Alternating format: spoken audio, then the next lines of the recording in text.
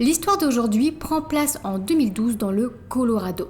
Toni Berthollet Hentorn est une femme de 37 ans. Son père s'appelle Bob et sa mère s'appelle Yvonne et elle a 2 frères, Todd et Barry. Toni est décrite comme bienveillante, comme très intelligente et elle a beaucoup d'amis.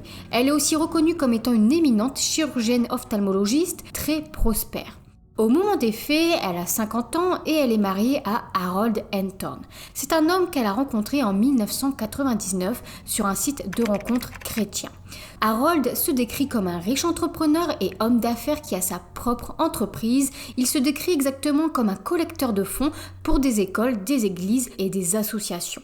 Il disait à Toni qu'il était si riche qu'elle n'aurait plus jamais besoin de travailler. Selon ses dires, il gagnait plusieurs millions par an.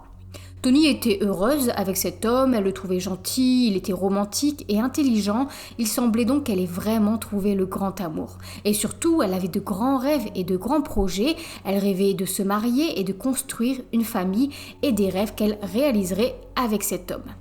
Les parents et les frères de Toni étaient aussi heureux pour elle, ils ne voulaient que ça, qu'elle soit heureuse et qu'elle trouve un nouveau compagnon. Et depuis qu'ils le connaissaient, ils l'appréciaient vraiment beaucoup. Les parents de Toni ont d'ailleurs dit un jour qu'ils avaient eu un bon pressentiment lorsqu'ils l'avaient rencontré. Et ils sont tellement amoureux qu'ils se marient 9 mois après leur rencontre. Et ils avaient déjà eu tous les deux un premier conjoint, mais qu'ils avaient perdu dans des circonstances totalement différentes. Le mariage de Toni s'était terminé par un divorce, tandis que la première femme d'Harold, qui s'appelait Sandra Lynn, était décédée dans un tragique accident de voiture 4 ans avant la rencontre d'Harold et de Toni en 1995. Puis après leur mariage, Harold persuade Toni de quitter sa maison du Mississippi et de déménager dans la région de Denver, au Colorado. Toni, elle accepte, malgré le fait que cette décision soit tout de même difficile à prendre pour elle, parce que en acceptant de suivre son mari, elle s'éloignait alors de ses amis, de ses proches et de sa famille. Elle a également dû quitter son travail. En tout cas, elle a quand même déménagé donc par amour. Puis une fois à Denver, Toni a retrouvé du travail et a rejoint un cabinet local d'ophtalmologie. Puis nous voilà en 2005, Toni a donné naissance à une petite fille du nom de Hailey. Donc tous ses rêves venaient de se réaliser. Ils venaient de fonder leur petite famille et leur vie n'en était alors que plus belle. Et un ami de longue date de la famille Hentorn, qui s'appelle Daniel Jervis, qui avait lui aussi déménagé dans le Colorado, a été hébergé chez Harold et Toni pendant plusieurs mois. Il a donc vécu longuement avec eux et a donc pu voir leur vie de couple. Et il a déclaré que Toni allait travailler presque tous les matins et qu'Harold, lui, travaillait dans son sous-sol, mais il se déplaçait aussi souvent pour aller déjeuner, pour rencontrer des clients, pour voyager dans le cadre donc de son travail. Bref, petit aparté pour vous dire que tout semblait aller pour le mieux. Une belle famille et 2 carrières réussies. Mais ça, c'était seulement pour les apparences. Car en réalité, tout a changé dès qu'ils ont déménagé. Toni, qui était une femme confiante, sûre d'elle, enthousiaste, est rapidement devenue morose, moins confiante, moins extravertie. Et ce changement était dû à Harold.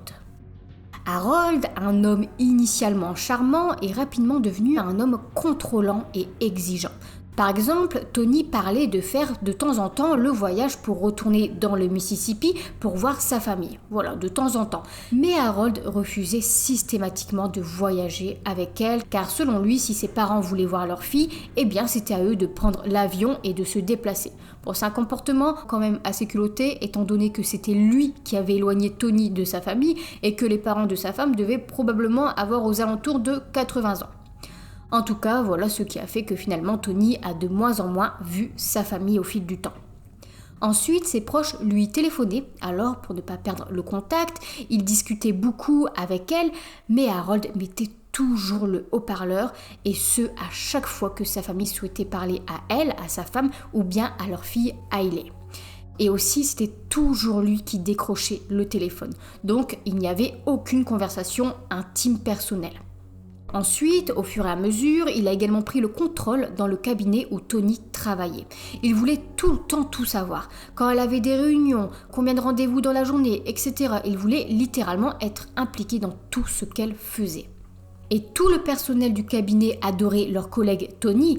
Par contre, en revanche, son mari les mettait à chaque fois très mal à l'aise.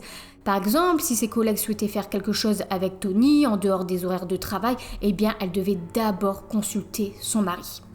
Ensuite, Harold était aussi contrôlant avec leur fille. Il planifiait toute sa vie, il organisait tous les rendez-vous, il décidait seul de ce qu'elle mangeait et quand elle devait manger. Il refusait que sa femme aille border leur fille pour la nuit, car selon lui c'était le moment père-fille. Et aussi, quand Hailey a grandi, lorsqu'elle était donc plus un bébé, il a quand même laissé le moniteur vidéo dans sa chambre. Donc ça c'est assez bizarre. Donc voilà qui était réellement Harold Henton. Et encore, ce n'est que la partie visible de l'iceberg. Nous en saurons encore davantage sur sa personnalité dans la suite de cette affaire. En tout cas, la mère de Tony, donc Yvonne, avait tenté de discuter de ses préoccupations avec sa fille, mais Tony lui répondait que si elles sont mêlées, ils en subiraient les conséquences, en faisant donc probablement référence à Harold. Nous voilà maintenant fin août ou début septembre 2011, soit un an avant le drame. À ce moment-là, il y a eu un petit incident. En fait, à cette époque, Tony et Harold étaient dans leur chalet de montagne quand très tard dans la nuit, Harold a demandé à Tony de l'aider à nettoyer des débris qui étaient sous le porche du chalet. Et alors qu'elle se tenait donc sous le porche, une lourde poutre en bois est tombée sur elle et donc l'a projetée au sol. Donc cet accident aurait pu la tuer sur le coup si la poutre était tombée sur sa tête, mais ça lui a uniquement entre guillemets touché la nuque et fracturé une vertèbre. Donc ça s'est vraiment joué à un millième de seconde. Si elle avait bougé un millième de seconde plus tôt, la poutre aurait violemment frappé sa tête. Bon, même si l'atterrissage sur la nuque est aussi très très dangereux. En tout cas, elle a ensuite été emmenée aux urgences. Et elle a énormément souffert forcément de cet accident et elle a aussi perdu une sensation dans ses mains parce que depuis cet accident, elle avait des engourdissements dans les doigts. En tout cas, à partir de cet événement, les parents de Tony se sont franchement montrés méfiants envers leur gendre et ont conseillé à leur fille de ne plus rester seule avec lui. D'ailleurs aussi, Yvonne a appris l'accident de sa fille assez tard puisque Harold ne l'avait même pas averti. Donc ça c'est aussi une nouvelle preuve montrant qu'il éloignait sa femme de sa famille. En tout cas, nous voilà maintenant en septembre 2012. À ce moment-là, Harold souhaite faire une surprise à sa femme pour leur 12e anniversaire de mariage. Il planifie donc un voyage surprise au parc national des Rocheuses. Ce parc est un endroit connu pour sa beauté grandiose, pour sa faune majestueuse et aussi sa sérénité. Donc Harold a préparé cette surprise grâce aussi à l'aide des collègues de sa femme qui l'ont donc aidé à l'organiser. Et sa réaction a d'ailleurs été filmée par un collègue quand la surprise lui a été révélée. Et Tony était forcément très heureuse. Et ça, ce sont les dernières images où ses collègues l'ont vue vivante. Nous voilà maintenant le 29 septembre 2012, le jour du voyage au parc national des Rocheuses. C'est une belle journée d'automne. Harold et Tony Henton se sont lancés alors en randonnée sur un sentier dans le parc national donc des Rocheuses. Juste avant 15h30, ils ont quitté ce sentier et ont déjeuné au sommet d'une falaise. Après le déjeuner, environ à 16h45, ils ont continué leur randonnée, mais cette fois hors piste, sur un terrain accidenté. Et ce sentier était assez compliqué d'accès pour Tony, car après 3 opérations au genou, elle n'était pas en très bonne santé, ni très en bonne forme pour faire une telle randonnée, surtout sur un terrain accidenté. En tout cas, toujours est-il, ils ont pris ce chemin, mais cette randonnée d'anniversaire a rapidement tourné au drame. Car moins d'une demi-heure après avoir emprunté ce chemin, Harold envoie ses SMS à Barry Berthollet, le frère de Tony. Ces SMS disaient « Barry, urgent, Tony est blessé, à Estes Park, chute d'un rocher ». Puis à 17h54, Harold contacte le 911 et dans cet appel, il leur indique le lieu où il se trouve. Il dit aussi à l'opérateur que la respiration de Tony est faible et qu'elle a une blessure à la tête et demande alors d'envoyer un hélicoptère. Par la suite, c'est un autre opérateur, une opératrice, qui reprend la conversation avec Harold. Il lui dit qu'il a allumé un feu dans une enceinte rocheuse et qu'il ne sent plus cette fois la respiration de sa femme. L'opératrice lui dit alors de pratiquer un massage cardiaque et lui explique comment faire. Par la suite, Harold appelle à nouveau le 911 et demande si l'aide est en route. L'opérateur déclare alors que le garde forestier devait l'appeler, mais Harold lui déclare qu'il n'a entendu aucun appel. What's the address of the emergency? Hello, my name is Harold Hinthorn. I'm in the Rocky Mountain National Park. My wife has phoned Et en fait, s'il y a eu plusieurs appels entre Harold et le 911, c'est car ils sont dans les montagnes, l'accès est difficile et donc l'arrivée des secours au final a pris 2 heures. Le garde forestier lui est donc arrivé 2 heures plus tard, vers 20 heures. En tout cas, il constate en effet le décès de Toni et elle a chuté de près de 40 mètres de la falaise. Et heureusement, un arbre a stoppé sa chute avant qu'elle ne tombe encore plus bas dans le fond du ravin. Ensuite, une autopsie a lieu et le médecin légiste a indiqué que Toni avait une hémorragie cérébrale, une fracture au niveau du cou. Elle a également subi un traumatisme contondant à la poitrine, à l'abdomen et au bassin. Elle avait plusieurs côtes de cassées, sa poitrine était déformée et enfin son foie et ses poumons étaient lacérés. La famille de Toni a ensuite été avertie du terrible accident et évidemment ils ont été anéantis. Et dès que Bob a eu connaissance de l'accident de sa fille, il a tout de suite contesté le fait qu'il s'agisse d'un accident et a déclaré « il l'a poussé ». Ils ont alors informé les enquêteurs de leurs doutes. Ils ont déclaré qu'ils s'inquiétaient pour leur fille depuis un certain temps, que son mari contrôlait sa vie, qu'il l'avait coupée de sa famille, de ses amis, et enfin qu'ils ne croyaient donc absolument pas à un accident. D'ailleurs, il y a eu plusieurs choses suspectes qui ont rapidement été relevées par les enquêteurs dans cet accident.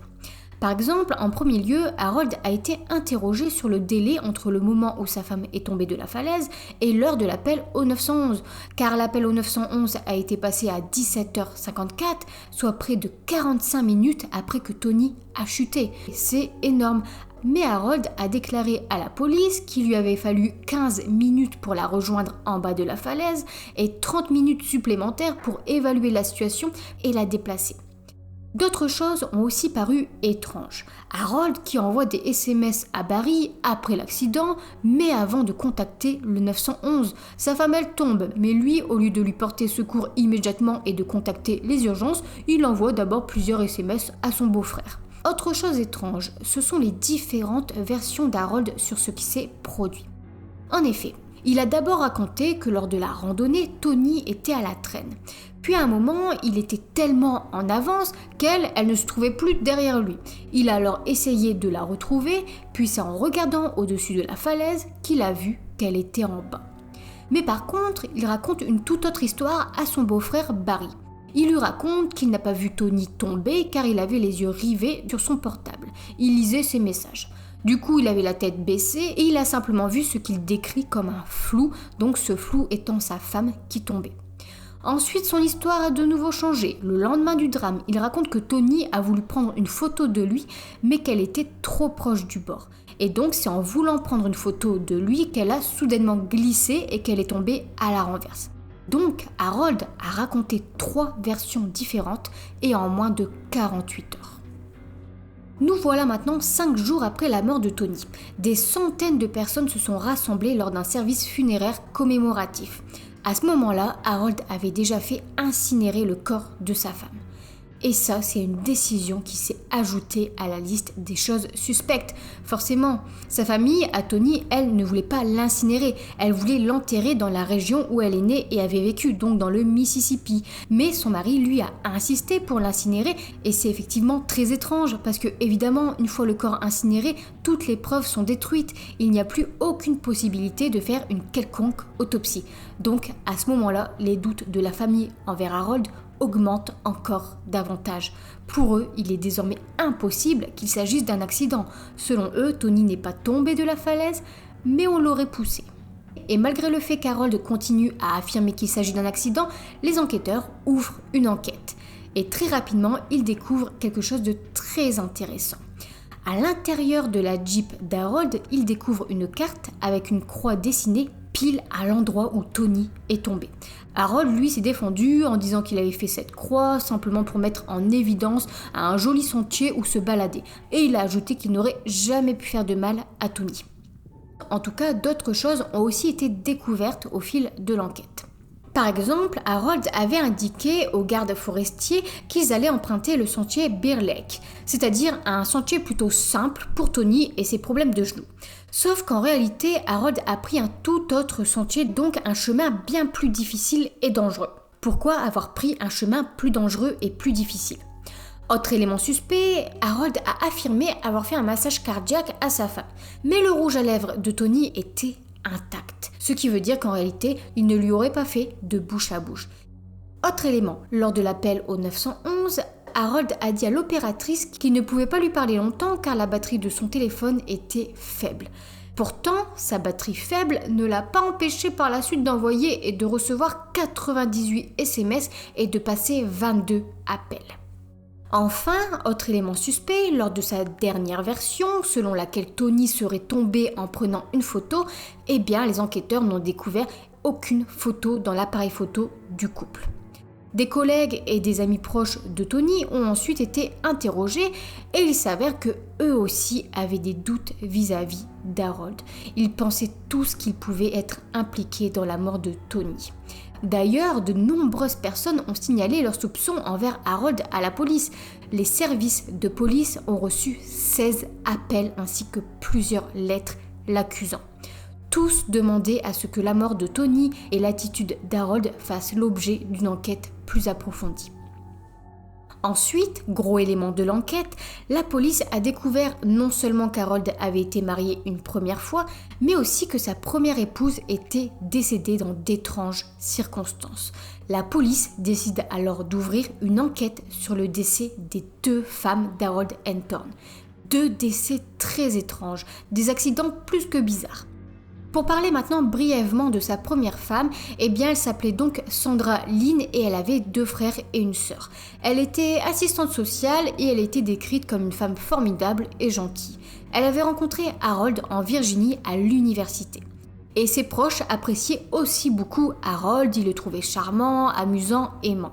Ils pensaient que c'était vraiment un bon parti pour Lynn. Lynn, de son côté, était vraiment amoureuse et ils se sont mariés et leur mariage a duré 12 ans jusqu'à ce terrible accident donc de 1995. Le 6 mai 1995, Lynn meurt donc étrangement lors d'un accident. À cette époque, Harold Hentorn déclare aux enquêteurs que cette nuit-là, Lynn et lui étaient sortis dîner et qu'ils étaient en train de rentrer chez eux sur une autoroute près de Sedalia. Et alors qu'il conduit, Harold pense qu'il est victime d'une crevaison. Il se gare alors sur le bas-côté de l'autoroute, une autoroute isolée et en pleine nuit, pour changer son pneu. Il place ensuite le cric sous la voiture. Lynn, elle, est chargée de tenir les écrous pendant qu'il les retire. Harold explique ensuite qu'elle en a laissé tomber un et qu'elle s'est donc glissée sous le véhicule pour le récupérer. Et c'est pendant qu'elle est sous le véhicule qu'il met le pneu crevé dans le coffre de la voiture en le jetant. Et c'est en jetant le pneu dans le coffre que le cric saute, ce qui fait donc retomber brutalement la voiture qui s'effondre sur Lynn et donc en l'écrasant. Lynn, malheureusement, décède à l'hôpital plus tard dans la nuit. Et la famille de Lynn a trouvé cet accident étrange. Pour eux, jamais elle n'aurait rampé sous une voiture comme ça. Pour autant, à l'époque, pas une seule seconde, ils ne soupçonnent Harold. Ils se connaissent depuis 12 ans, ils ont passé des vacances avec lui, ils se sont côtoyés pendant très longtemps, donc pour eux, ce n'était pas une hypothèse envisageable. Pour autant, tout comme avec sa seconde épouse Tony, il a également raconté des versions différentes concernant la mort de Lynn. Harold a d'abord raconté qu'il rentrait du dîner, puis lors d'une autre version qu'ils y allaient. D'ailleurs, à ce moment-là, les enquêteurs n'ont pas pensé une seconde à appeler le restaurant pour vérifier s'ils étaient réellement venus dîner, ni à quelle heure pour appuyer sa version des faits. En tout cas, ensuite, il a dit lors d'une première version que Lynn avait dit son nom quand elle était sous la voiture, puis lors d'une autre version, elle aurait dit tout autre chose. Ensuite, lors d'une version, il avait dit qu'il avait lui-même retiré sa femme coincée sous la voiture, puis dans une autre version, il dit que ce sont des passants qui se sont arrêtés en voiture et qui l'ont aidé à libérer Lynn. Et il y a aussi eu d'autres contradictions dans son témoignage. Et voici un élément plus que suspect relevé dans cet accident. Une empreinte partielle de pas a été retrouvée sur l'une des roues. Et à l'époque, cette empreinte de pas n'a jamais été comparée aux chaussures d'Harold pour voir si cela correspondait. Et ce qui est très étonnant avec cette empreinte de pas, c'est la position de cette empreinte. Elle était en fait à un endroit tel qu'elle aurait été parfaitement cohérente avec quelqu'un donnant un coup de pied dans la voiture. Donc, en donnant un coup de pied assez fort, la voiture serait tombée sur Lynn. Pour autant, malgré tous ces éléments suspects, malgré les incohérences, après 6 jours d'enquête, le dossier sur la mort de Lynn Hentorn a été classé en tant qu'accident. Et le médecin légiste de l'époque n'a rien trouvé de suspect non plus et a également lui aussi indiqué qu'il s'agissait effectivement d'un accident. Puis au cours des années suivantes, après cet accident, Harold Anthorn a continué à raconter des versions différentes de ce qui s'était passé le jour de la mort de Lynn. Il a raconté qu'elle n'était pas morte écrasée sous sa voiture, mais percutée frontalement par une autre voiture. Et finalement, c'est après la mort de sa seconde épouse Toni que l'enquête sur la mort de Lynn Anthorn a été rouverte. Donc, de nouveaux enquêteurs ont enquêté sur cette affaire et ils ont rapidement découvert donc les erreurs qui avaient été commises par la police à cette époque. Bon, déjà, ils ont remarqué effectivement les différences de versions racontées par Harold la nuit du drame. Ensuite, ils découvrent dans le rapport d'enquête de l'époque qu'un mécanicien a proposé son aide à Harold et Lynn vers 21h30, mais qu'Harold aurait décliné son aide, donc plus qu'étrange. Toujours dans ce rapport d'enquête, il est aussi fait mention d'une femme du nom de Patricia Montoya. Cette femme avait été témoin cette nuit-là, mais n'avait pas été interrogée. Donc cette fois, elle a été interrogée et elle a donc été appelée 20 ans plus tard.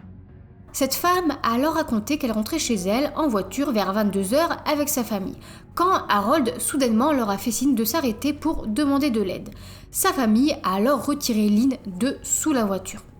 Par contre, elle a déclaré aux enquêteurs que Harold s'était fermement opposé à ce qu'il pratique un massage cardiaque. Bon, ils ont quand même essayé de lui faire un massage, mais malheureusement, il était déjà trop tard.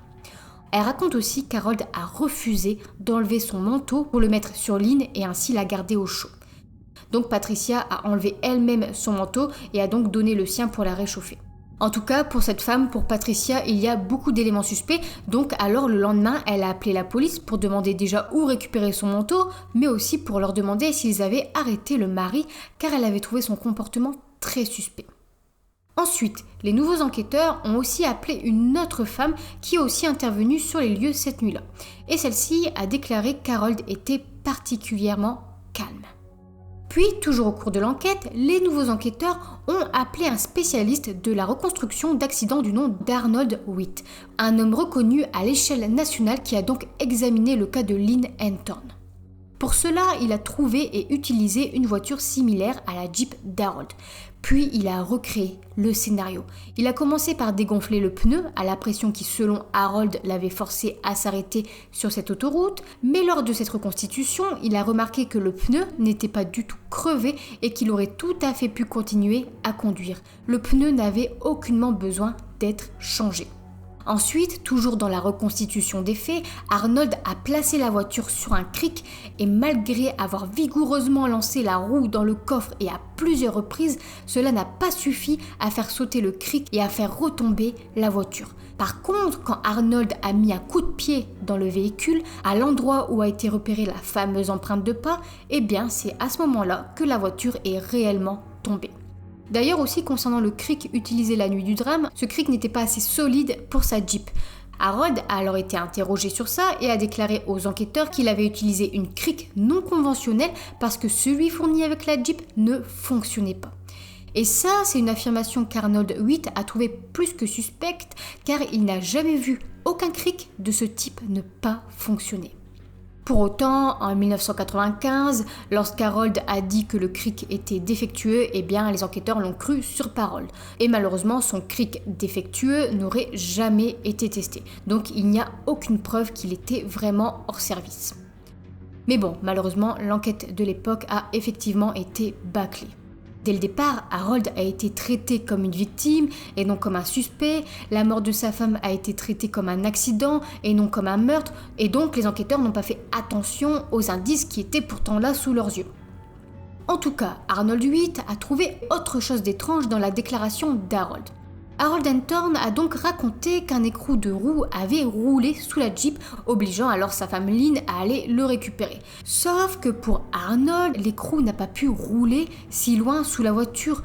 L'écrou étant tombé sur une surface de gravier, eh bien il n'a pas pu rouler. Une fois qu'il est tombé, eh bien il ne bouge plus, il ne roule pas. En tout cas, après la reconstitution, l'inspecteur Arnold Witt n'a plus de doute. Harold a bien tué sa première femme, Lynn.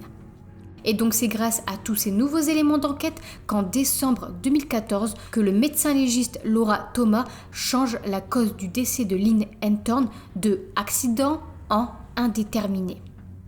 Puis, pendant ce temps, les enquêteurs enquêtent également sur la chute mortelle de la seconde épouse d'Harold Hentorn, Toni.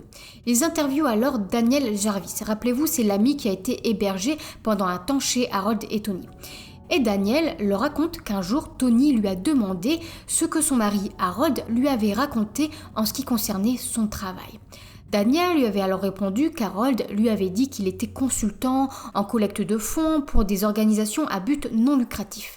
Et c'est là que Toni lui avait répondu qu'en fait, Harold ne travaillait plus depuis 20 ans. Il avait donc menti sur son travail, sur le fait d'être un homme d'affaires et un entrepreneur prospère, puisqu'il n'avait plus occupé d'emploi depuis 1992. Et donc, en réalité, depuis tout ce temps, Harold vivait de l'argent qu'il avait reçu de l'assurance vie de sa première femme, Lynn. Par la suite, les enquêteurs ont confirmé qu'il ne percevait effectivement aucun revenu. Il n'y a pas non plus d'entreprise à son nom, il n'avait aucun partenaire ni aucun client. Et donc Toni avait découvert son mensonge. C'était Harold qui contrôlait les finances du couple. Par contre, Toni avait déjà réussi à jeter quelques coups d'œil parfois furtifs au compte en banque et avait alors remarqué qu'il n'avait pas autant d'argent qu'Harold le prétendait. Toujours lors de l'enquête sur la mort de Toni, les enquêteurs ont déclaré que le jour où Toni avait été accidentellement frappée à la tête avec la fameuse poutre dans la cabane familiale, c'était peut-être et sans doute la première fois que son mari avait tenté de la tuer, mais Toni avait survécu. Et donc il aurait fait une seconde tentative lors de cette fameuse randonnée, et c'est là qu'il a réussi à l'éliminer. Et donc, pour les enquêteurs, dorénavant, pour eux, il ne fait plus aucun doute qu'Harold est le responsable de la mort de sa femme, Toni Hentorn. Et le motif de ces crimes ne serait autre que l'argent. Harold avait collecté près de 645 000 $ avec la mort de Lynn et il devait percevoir 4,7 millions de dollars sur celle de Toni sur 3 polices d'assurance vie que Toni avait souscrites à son nom. D'ailleurs, les enquêteurs ont aussi découvert que peu de temps avant la mort de Lynn, Harold avait apporté une modification à la police d'assurance vie. Cette modification stipulait que si sa femme décédait des suites d'un accident, le montant initial de l'assurance vie de 300 000 $ serait doublé. Ensuite, les enquêteurs ont aussi découvert qu'Harold avait souscrit une police d'assurance vie de 400 000 $, cette fois sur son ex-belle-sœur Grace Richel, qui n'est autre que la sœur de Lynn. En fait, Harold était resté très proche de la famille de Lynn après la mort de celle-ci. Et en fait, il aurait falsifié la signature de Grace et se serait désigné comme unique bénéficiaire. Donc il est aussi possible qu'Harold ait également tenté d'éliminer Grace plus tard. En tout cas, le plan d'Harold pour tuer ses femmes est bien ficelé. Il trouve des femmes, il se marie, il se met en qualité de bénéficiaire sur leur assurance vie, ensuite il les tue et tout en faisant passer leur décès pour des accidents. En tout cas, avec tous ces éléments, tous les soupçons se portent désormais sur Harold Hentorn. Mais lui, il ne parle pas, il ne s'exprime pas, il n'avoue rien, il se déclare innocent et il engage un avocat. Pour autant, c'est en novembre 2014 qu'Harold Hentorn est arrêté et inculpé pour meurtre au premier degré, donc c'est-à-dire meurtre avec préméditation, pour la mort de sa seconde épouse, Toni. Et c'est en septembre 2015, donc 3 ans après la mort de Toni, que son procès pour meurtre débute. Harold, à ce moment-là, continue à clamer son innocence et plaide non coupable. En tout cas, lors de ce procès, l'accusation déclare d'abord que Toni n'était pas tombée de la falaise, mais qu'Harold l'a poussée. Le plan avait donc été parfaitement organisé et avec la mort de Toni, Harold gagnerait donc environ 4,7 millions de $ en assurance vie. Et pour appuyer le fait qu'il y a bien eu préméditation, l'accusation a montré la carte avec la croix dessinée dessus pile à l'endroit où Toni est tombée. Ensuite, l'accusation a aussi présenté les enregistrements du téléphone portable d'Harold. Ces enregistrements ont prouvé qu'il s'était rendu dans le parc des Rocheuses à 9 reprises durant les 6 semaines avant le drame, avant d'y aller donc une énième fois le jour du drame avec sa femme. Alors qu'Harold a aussi dit aux gardes forestiers qu'il ne connaissait pas la région et qu'il n'y était venu qu'une seule fois. Donc c'est aussi la preuve qu'il a bien planifié le meurtre de sa femme. D'ailleurs, il a commis une erreur en déclarant qu'il avait vu une sorte de drap blanc sur la falaise, mais il se trouve que ce drap a été retiré une semaine avant le drame. Donc c'est une nouvelle preuve ici qu'il avait bien visité les montagnes une semaine avant le drame. Ensuite, l'accusation a appelé l'opératrice du 911, Julie Sullivan, à la barre. Car selon elle, Harold n'aurait rien fait pour aider sa femme.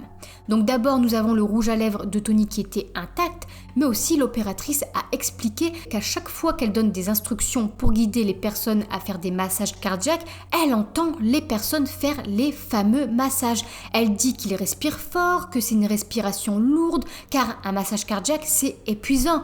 C'est même d'ailleurs très difficile de parler au téléphone en même temps, car ils sont essoufflés par l'effort. Sauf que dans le cas d'Harold, il n'y avait rien de tout ça. Donc elle assure qu'il est impossible qu'il lui ait fait un massage cardiaque. Aussi, le médecin légiste n'a trouvé aucun signe d'abrasion, de contusion ou de fracture de côte qui sont des lésions en fait généralement associées à la pratique d'un massage cardiaque. Donc, même pour le médecin légiste, rien n'indiquait qu'un massage avait été pratiqué.